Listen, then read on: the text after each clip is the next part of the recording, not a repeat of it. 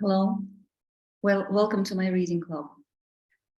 I invite you to join my reading group to read one of the greatest books of all times, Tolstoy's novel, Anna Karenina. I suggest to read it with gender lens, from gender point of view. There will be 3 or 4 sessions, and the storyline is provided by an article of Russian scholar, Evgeniya Stroganova. Her article is called Why Tolstoy Kills Anna Karenina. I'm going to show the book.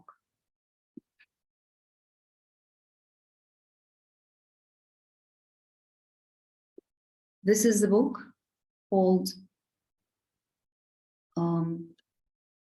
Classics and Contemporary Female Writers. And this article is just one from the collection. So, there are 3 key phrases in the novel which describe crisis time, turmoil, destruction. First one is about society. Everything has been turned upside down and is only just taking place. Levin says it about agriculture, but it describes basically what was happening in the country after the reform Emancipation Manifesto of 1861 liberated almost 23 million slaves, serfs.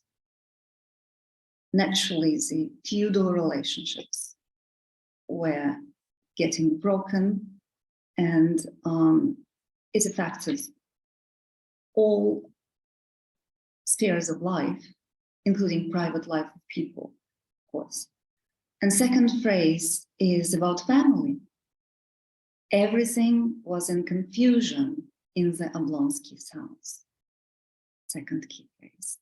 And the third one is about Anna. She says about her lover, Vronsky, in the end of the book, "We're separated by life, and I make his misfortune and he mine, and there is no remaking him or me. All attempts have been made. The screw has come unscrewed." The screw has come unscrewed is the third phrase. So in these 3 sessions, we'll talk about and read excerpts, about 30 excerpts, about society, Russia of that time, about families, and about Anna. Anna is certainly in the center of the book. And the story of her passion seems to be the main storyline, right? Still, and it's this story that keeps us in suspense, but still, for Tolstoy, figure of Levin is of crucial importance.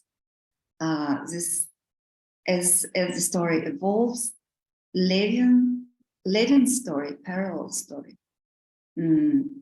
becomes more and more important. Tolstoy admires Levin.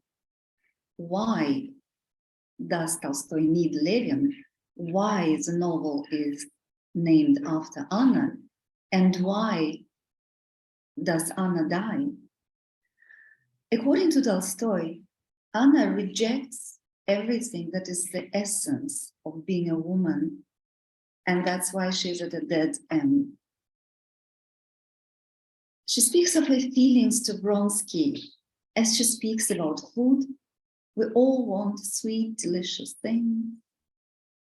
Tolstoy emphasizes that a detail about Anna. She squints often, as if she's trying to not to see, not to notice. She's unwilling to notice something in her life.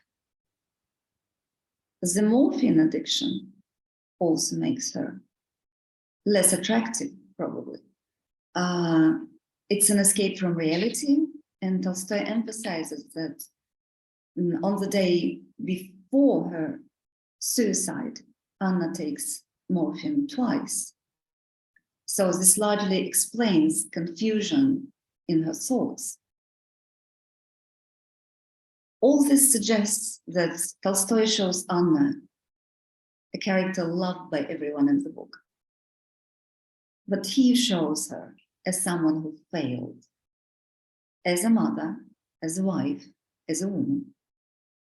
And in this sense, Levin, most accomplished of the male characters, is portrayed as Anna's antipode.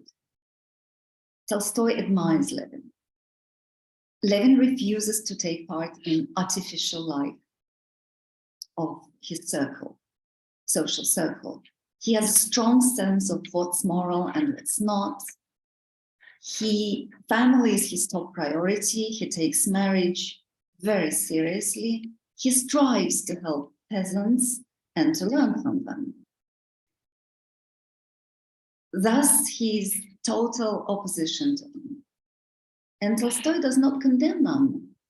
It is emphasized by the epigraph, a phrase from the Gospel. Vengeance is mine, and I shall repay, says the Lord. No, Tolstoy doesn't condemn her. He simply shows that her life collapses, and that's her own fault. By the way, she's not the only one who has an affair in the book. Her brother, Steve Oblonsky, also has an affair. And look how different that story is. In case of Oblonsky, the cheating husband, only one person suffers. That's his wife. He enjoys life. Everyone in the novel admires him, enjoys his company. In case of Anna's affair, everyone suffers. She suffers, her husband suffers, her child, her lover, her second child.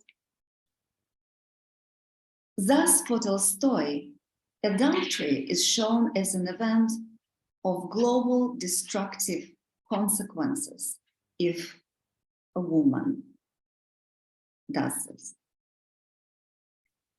So it is not enough 3 sessions or 4 sessions to read the whole text and to discuss everything about the novel, but it's quite enough to remember our favorite excerpts and to touch this marvelous masterpiece and to read it in a good company.